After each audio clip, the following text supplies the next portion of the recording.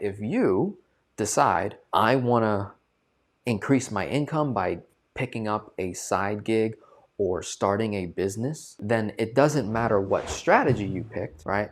Because that way of thinking can be applied to any one of these or all of these strategies. Does that make sense? It can be applied to any strategy. So that's an external factor. I don't want to use that to make one strategy look better than the other. Does that make sense?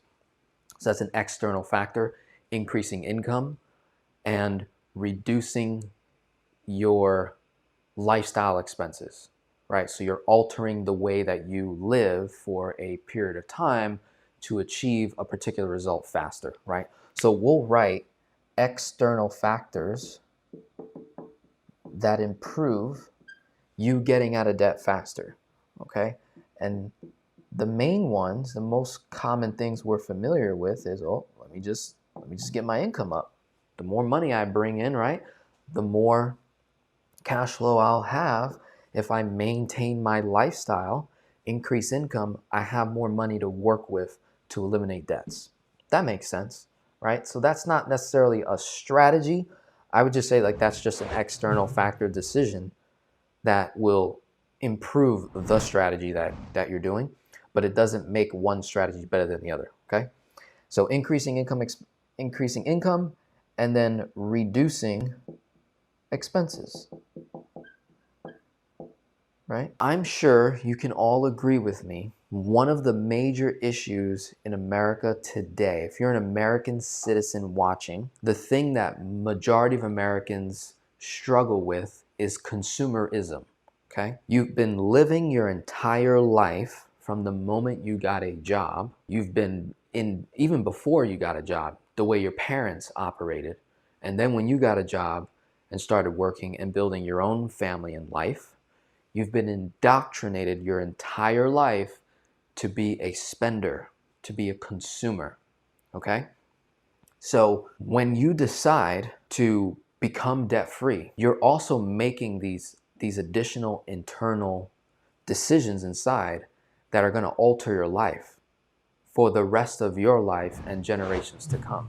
It's really insane. It's really cool to actually see it mapped out in your own life. And that's what I've been able to do for the last 7 years with folks, is literally mapping out that journey, that immediate decision that we decided to make this change, but did not realize that one decision caused a ripple of other decisions to occur, right? So it's pretty incredible. And one of those ripple effects is the way you consume, right? The way you consume on this planet. Most, if not all of my cases that I've worked on, there was some aspect of reducing lifestyle expenses, some aspect of it, whether it was influenced by me, the coach, the trainer, the educator, or brought up by them. They're like, hey, Denzel, we're spending about $1,000 a month eating out, groceries, eating out, and entertainment, you know, and so we want to get a grip on this. We know that we could easily recapture like $300 a month. That's $3,600 a year on that. And just by doing that would get us out of debt 1 year faster if we just made that one tweak, right? And we're able to like mathematically see that.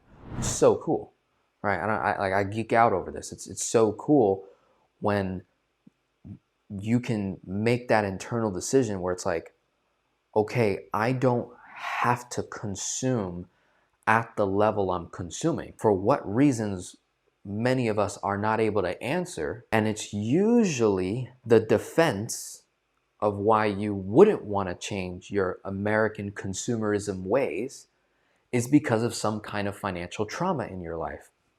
It's usually what it is. Some kind of financial trauma, some kind of way of your upbringing, the way your mom, the way your dad, but both of them lived, the way you've been operating for 2, 3, 4, 5 decades, right? And then finally saying, you know what, I need to make a change, okay? That ripple effect, one of those things, is the way you decide to not be an American that suffers from consumerism, okay? So consumerism is a huge factor in eliminating debt as an external factor, but not necessarily a strategy.